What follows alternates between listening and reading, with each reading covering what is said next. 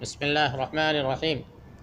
محترم سامعین کرام، پچھلے اسباق میں فرشتوں کی ڈیوٹی اور کام سے متعلق کچھ باتیں آ چکی ہیں۔ اب جو ہے مؤلفین نمبر وار فرشتوں کے کچھ کام کا ذکر فرماتے ہیں، یعنی فرشتوں کی جو ڈیوٹیاں ہیں ان کی کچھ تفصیلات نمبر وار ذکر کرتے ہیں۔ فرماتے ہیں نمبر 1، عرش کے اٹھانے والے، کچھ فرشتے اللہ کے عرش اٹھانے پر مامور ہیں۔ نمبر 2، وہ فرشتے جن کے ذمے رسولوں پر وحی نازل کرنا ہے۔ نمبر 3، جنت اور جہنم کے خازن یعنی داروغے۔ نمبر 4، وہ فرشتے جن کے ذمے بادل، بارش اور پودوں کو اگانا ہے۔ نمبر 5، وہ فرشتے جن کے ذمے پہاڑوں کے امور ہیں۔ وہ فرشتے جس کے ذمے سور پھونکنا ہے۔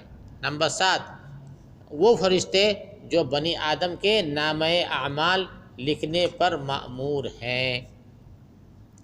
نمبر 8، وہ فرشتے جو انسان کی حفاظت پر مأمور ہیں۔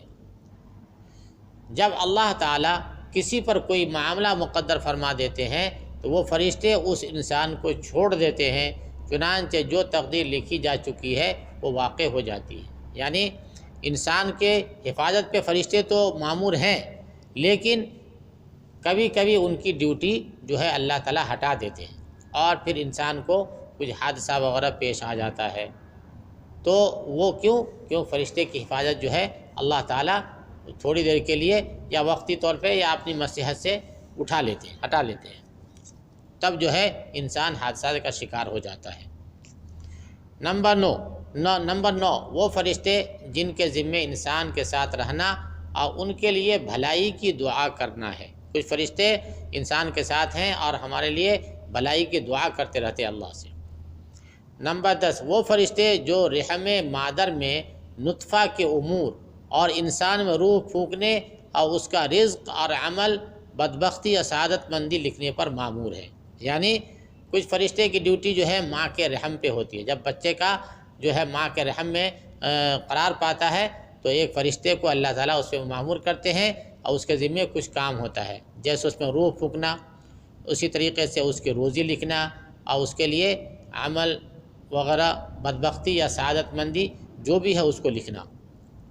نمبر 11، وہ فرشتے جو موت کے وقت بنی آدم کی روح قبض کرنے پر مامور ہیں۔ نمبر 12، وہ فرشتے جو قبر میں لوگوں سے سوال کرنے اور اس پر مرتب ہونے والی نعمتوں یا عذاب دینے پر مامور ہیں۔ اگر مومن ہے اور اس نے تمام سوالات کے صحیح جواب دے دیے تو اس کے لیے جو ہے جنت کی نعمتوں کا جو ہے انتظام فرمانا، یا اگر کافر ہے اور جوابات صحیح نہیں دے پایا تو اس کے لیے عذاب کا جو ہے ان کے لیے انتظام کرنے والے فرشتے ہیں۔ تو اچھے لوگوں کے لیے جو ہے جنت کی نعمتوں کا انتظام فرمانا اور بدوں کے لیے، بروں کے لیے عذاب پر بھی کچھ فرشتے مامور ہیں۔ نمبر 13، وہ فرشتے جن کی ذمہ داری امت کے سلام کو نبی کریم صلی اللہ علیہ وسلم تک پہنچانا ہے، کہ انسان امت کہیں بھی، جہاں کہیں بھی آپ صلی اللہ علیہ وسلم کو سلام پیش کرتا ہے تو کچھ فرشتے کی ذمہ داری ہے کہ وہ فرشتے اس کو جو ہے نبی کریم صلی اللہ علیہ وسلم تک پہنچا دیتے ہیں۔ تو یہ فرشتوں کی بعض ڈیوٹیاں ہوئی اور ان کے بہت کچھ کام ہوئے۔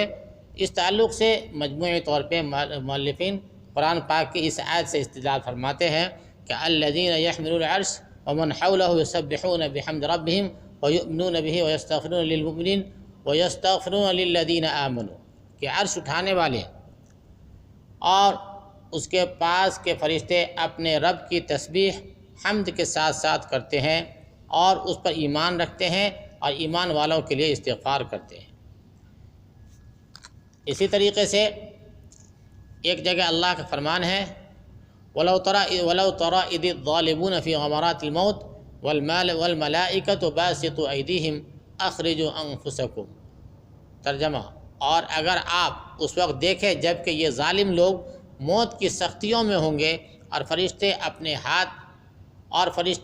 اپنے ہاتھ بڑھا رہے ہوں گے کہ ہاں اپنی جانیں نکالو، تو یہ فرشتوں کی جو ہے کچھ بعض ڈیوٹیاں اور بعض کام تھے جن کو مؤلف نے تفصیل کے ساتھ پیش کیا ہے۔ آج ہم اسی پہ اکتفا کرتے ہیں، انشاءاللہ آنے والے اسباق میں اس تعلق سے کچھ اور باتیں پیش کی جائیں گی۔ وآخر دعوانا ان الحمد للہ رب العالمین۔